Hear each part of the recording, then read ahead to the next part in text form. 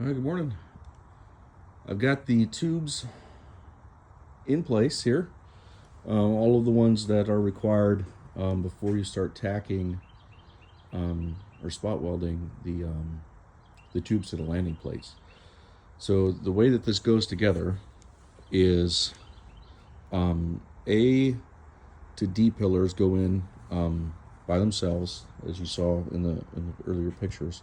Then the crossbar for the dash that goes in, and then you place the B pillar crossbar and the D pillar crossbar in place, and then I put the yellow cargo straps on to get those tight. So once I got those tight, then I installed the B pillar posts, both of those, and the C pillar posts, both of those.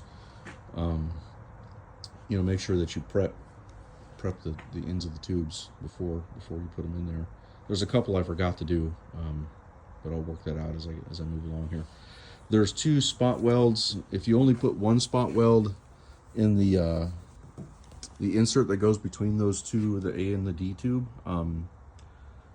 if you follow the instructions, there's just a spot weld on the A side, and then you just slide the D side in. But there's a spot weld that's actually inside here that you need to do before you put the B pillar posts in. So I spot welded those, or plug welded rather. I plug welded those together, and then there's another plug weld right there on the A pillar tube that I'll do when I do the final welding here. But anyway, so that's it. And every tube is keyed except for the upper C pillar. And I'm not sure if that's on purpose or not, but the C pillar tube will fit into the little notch that's in the, D pillar tube. No, that's C pillar. Yeah, C pillar tube. Into the C pillar cross tube, there's a notch there that it will fit into. So when that time comes to weld it, I'll just make sure that it's in place. So I took degree measurements for everything. For example, the relationship between this tube and the C pillar post, I took a relationship degree measurement, and between the left side and the right side, they're only about 2 degrees off, which I should be able to fix if I tack the front of this tube.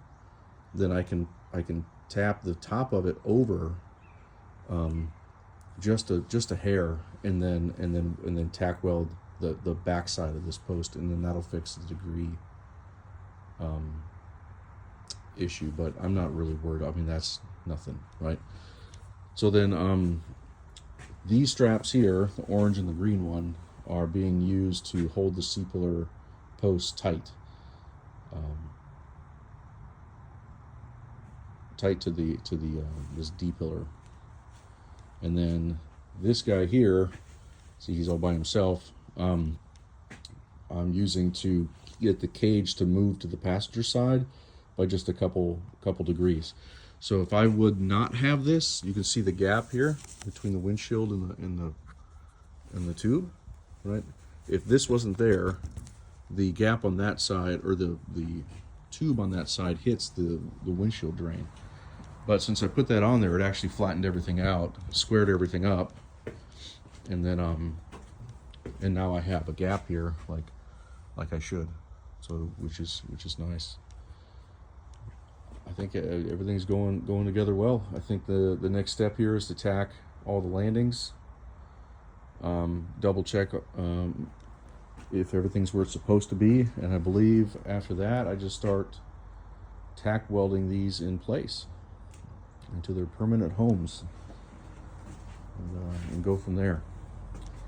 Another reminder to make sure that this is set right, so when you take these bolts out, it will come up, right? This strap here, I should have mentioned. These D pillar tubes here, the very ends of them were off by a couple degrees. They were bent out a couple degrees. So I put the green strap on there and what I did is I made sure that this tube to the landing piece is straight. So the gaps that you have to weld are even all the way around. This one was not even by 2 or 3 degrees. So the green strap was to pull it straight. So now this piece is straight all the way to the landing, and this piece is straight all the way to the landing. So the gaps are all set right. I am by no means a professional welder at all. Like, I am amateur at best, and I'm actually really excited to do this, and it's gonna be awesome. All right, I'll talk to you later. Bye.